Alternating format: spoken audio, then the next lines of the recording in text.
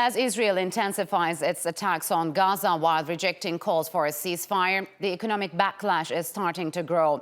Turkey has announced it will suspend energy talks with Israel until a ceasefire is reached. Talks had been held earlier this year on tapping the vast energy supplies in the eastern Mediterranean. But now that is all on hold as Israel's bombardment of Gaza enters its second month. Turkey's trade minister recently announced that trade between Turkey and Israel had fallen by half since October 7th. The Turkish parliament also declared it will stop buying from companies that support Israel's aggression. The move follows a wider, growing boycott of firms that openly back Israel. Prominent brands like Starbucks and McDonalds have faced public backlash. Meanwhile, protests against Israel's ongoing attack on Gaza were held across the world over the weekend, including in a growing number of Western capitals. And now to discuss Turkey's decision to suspend energy talks with Israel. Joining me from Istanbul is Taha Arvas. He is a professor at Boğaziçi University. And Tarık Oğuzlu, he is a professor at Aydın University. Gentlemen, welcome to Straight Talk. It's good to have you on the program. So, Tarık, Turkey has sharply escalated its criticism of Israel, with its parliament saying it will stop buying products from companies that openly support Israel. And on the other hand, similar boycotts of Israeli goods have grown in public institutions, universities, and private companies. How significant is this? I think Turkey is not alone in this particular sense. The other countries in the Middle East and actually across the globe have been quite angry with what's going on in Gaza region, in particular concerning Israeli way of dealing with the problem. So Turkish leaders have in recent days made it very quite clear that Turkey will do everything possible to make sure that the people of Gaza will soon reach security and peace and cooperation. That's why we had in recent days the witness and high-level meeting in Saudi Arabia, bringing too many countries together to put a kind of pressure on Israeli decision makers and actually nudging the American decision makers to put a pressure on Israel to stop this ongoing onslaught. So I think Turkey's reactions are quite understandable, but it is also sure that this might cause a great degree of tension in bilateral relationship between Turkey and Israel, but it is quite understandable. I don't think that this will have extremely negative consequences in bilateral relationship. Once the war in Gaza comes to stop, so the two countries will continue where they left before. So, Taha, as Tarık mentioned, Turkey's Trade Minister Ömer Bolat has said trade between Israel and Turkey has decreased by 50% since the war started. So how is the current conflict affecting both countries' relations?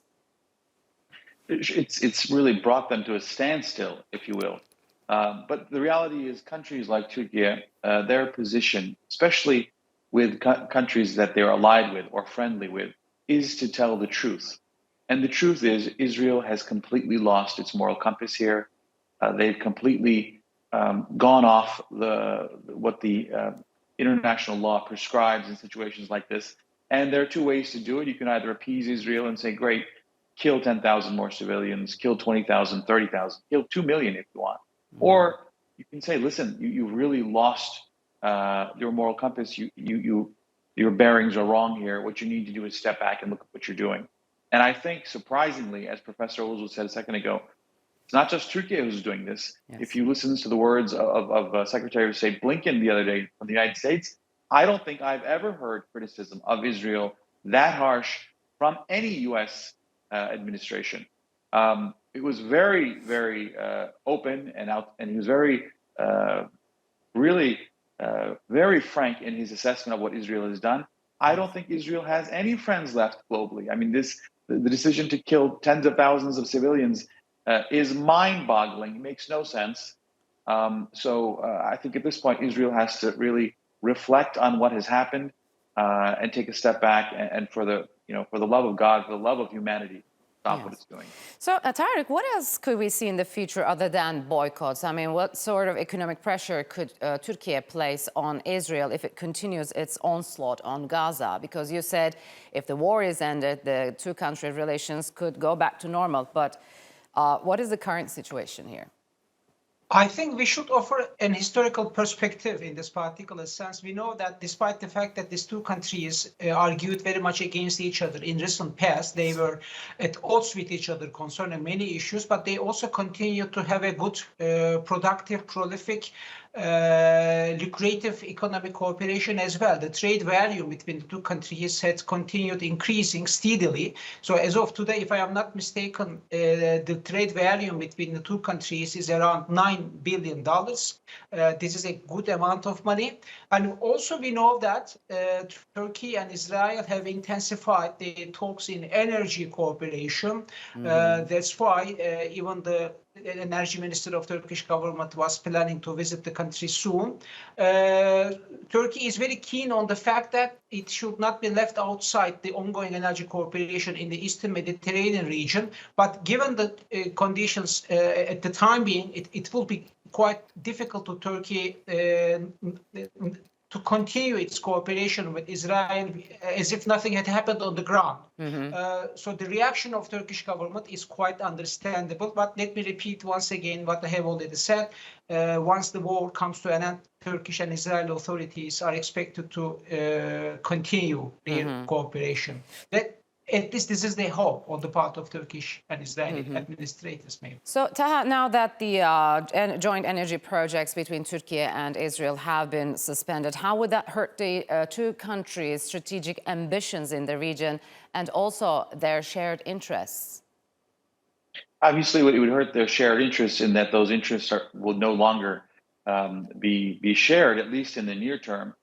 Turkey has already become an energy hub. There's all this energy passing through Turkey as it is now.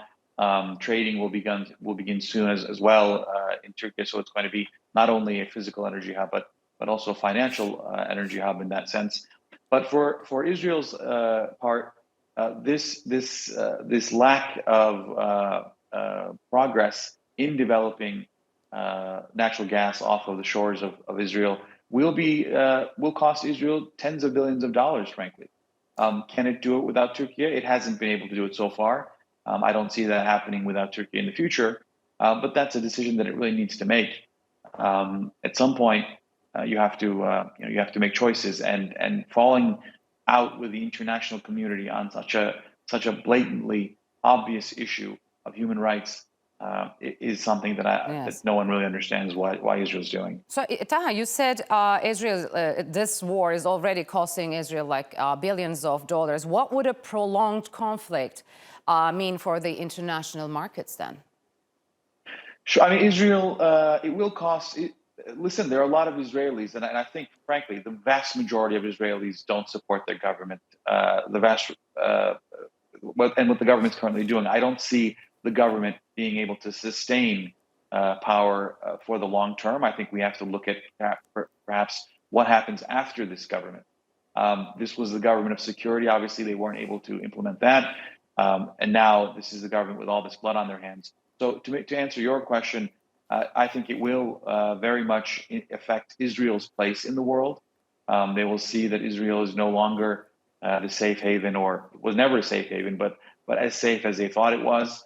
And this is going to really mark a turning point for Israel. So the Israeli people have to make a choice whether they continue with a government that both allowed for. I watched it live on TV, and it was still going on for several hours, which is, again, shocking to me. So they both allowed for such a major security incident to happen and allowed it to be sustained, and now have responded to it in the worst possible way possible by killing innocent civilians. So all those together, they have a very difficult time here. So, Tarek, we talked about Turkey and other Muslim countries' reaction to Israel, and openly there's a rift emerging between the U.S. and Israel as well. But besides releasing condemnation messages, what could Western governments do to put pressure on Israel, especially the European ones?